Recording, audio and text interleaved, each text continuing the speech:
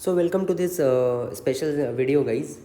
In today's video what I'm going to do is मैं आपको थोड़ा सा डिस्ट्रीब्यूशन बता दूंगा हर चैप्टर का और टॉपिक का। ठीक है, मेन टॉपिक्स मैंने निकाले, आप जस्ट नोट डाउन कर लो तो आपको पता है आपको लास्ट 15 डेज में कहाँ पे ज़्यादा फोकस करना है। ठीक है, ये है MHT CET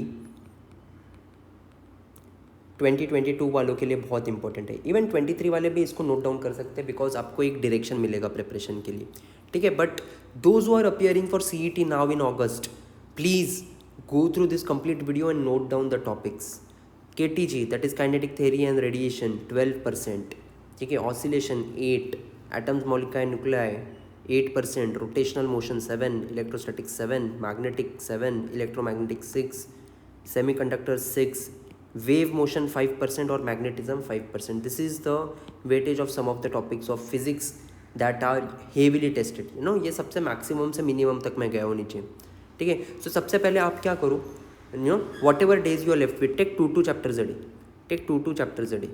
ठीक है, still you are able to cover a lot. So let's say if you go by this pattern 1 2 3 4 5, next 5 days में आप 12 + 8 20, 28 35 42 48 54 60 एंड दिस 10 70% सिलेबस तो ऐसे ही कवर कर सकते हो। अभी ये इतना आसान भी नहीं है जितना मैं बता रहा हूँ, but it's a ray of hope. उम्मीद पे तो दुनिया कायम है, करेक्ट। तो हम लोग हमारा पूरा ट्राई करेंगे।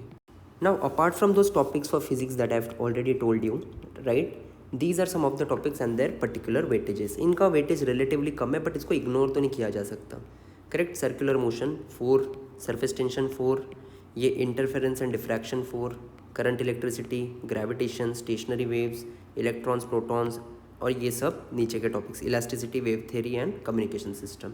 Now guys, these are relatively less weighted topics, but what I want you to do is, पहले वो 5 दिन वो हो गया तो next 5 days you focus on this topics, next 5 days you press on this topic. So last के ये जो 1-2 टॉपिक है ना, इस पर तो मतलब ईजी क्वेश्चन आते हैं। So you don't want to miss out on that, right. You don't want to go with just 70% preparation. At least if not anything, इसका बेसिक तो करके जाओ, HSC text book, right, summary,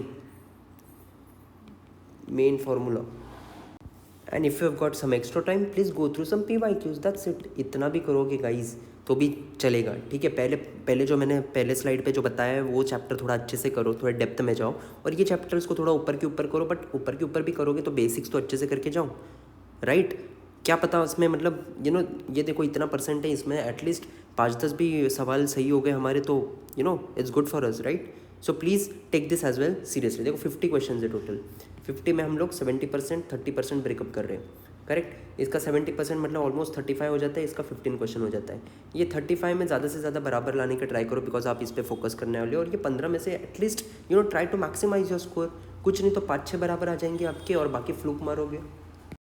so that's how it works guys. Okay, अभी जो last कुछ दिन बचे इसमें हमको स्ट्रैटेजिक प्रिपरेशन करना है, स्मार्ट प्रिपरेशन करना है।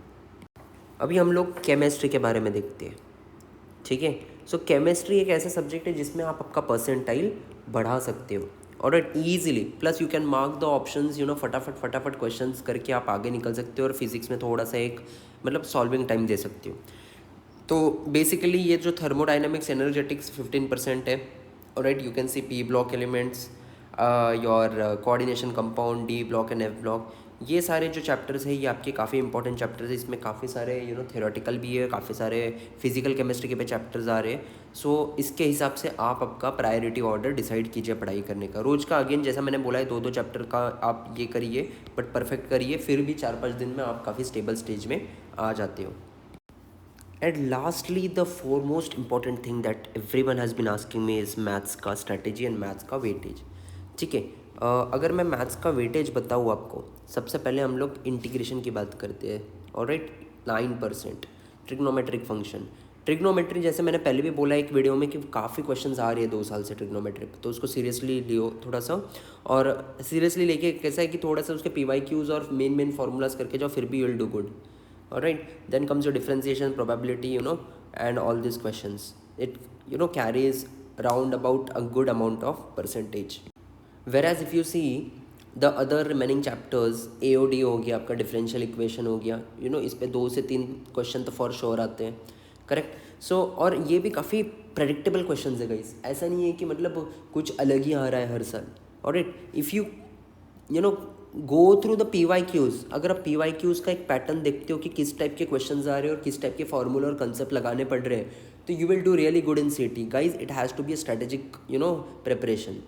So please note down this weightages that are given. These are tentative weightages, all right, and accordingly you decide your priority order and complete your syllabus. अभी भी है टाइम, all right. पानी sir के ऊपर से गया नहीं है अभी तक, गले तक ही आया पानी. So guys, as I've already told you, physics you start with your priority order, 2 chapters a day, correct? And 2 chapters में you're gonna go through HSC textbook.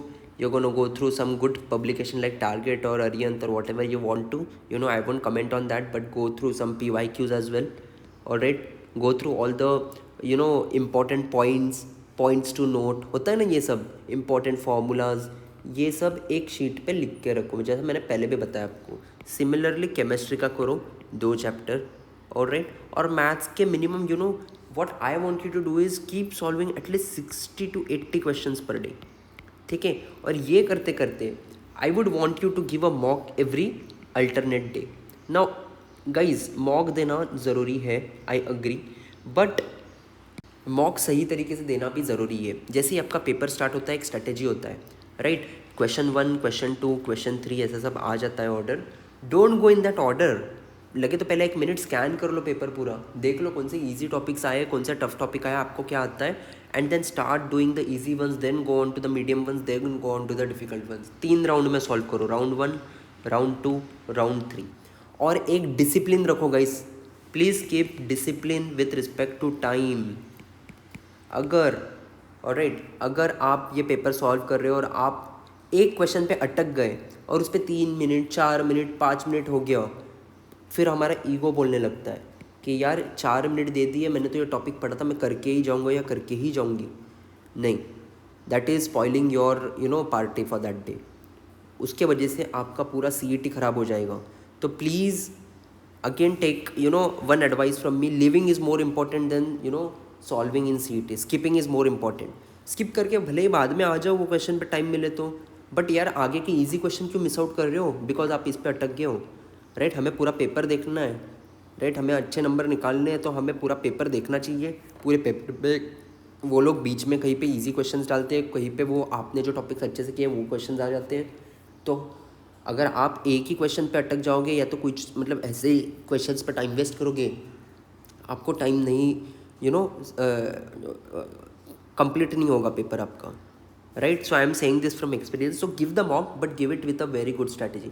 If you want a personalized strategy for mock that would ensure a minimum of 140 plus score, if you have studied according to the plan that I'm giving, you can get in touch with me. I would be more than happy to give you that personalized strategy. And if you want to get in touch with me, please drop your email ID in our comment box. Drop your mail ID in our comment box and I would definitely share a full-fledged foolproof strategy for your mocks. And then based on this mock strategy you will get an idea कि अपने marks में कितना difference आ रहा है, ठीक है. All the best guys, please do well. Alright, I'm gonna upload a one shot video on differentiation today evening. Tomorrow I'm gonna do that on integration. Day after I'm doing that on trigo. Alright, and then tomorrow I'm along with this trigonometry I'm also going to, day after tomorrow along with this trigonometry I'm also going to upload a long one shot video on physics revision. So physics के chapter 1 से लेके तो chapter end तक जितना भी revision होना चाहिए important stuff that I'm gonna take. Similarly उसके बाद maths का I'm gonna take, and similarly उसके बाद में I'm gonna take for chemistry, and I'm gonna continue with my PYQ series. All I want is some support from you guys, and please keep sharing my channel, alright, with all the aspirants who are seriously targeting VJTS, UOP and all other good colleges. That's it, nothing else. Motivation चाहिए तो मेरे touch में आ जाओ, alright. But motivation से हमारा exam crack नहीं होने वाला है, तो हमें हार्ड वर्क भी करना है और सिंसियर वर्क करना है और smart work is very important guys.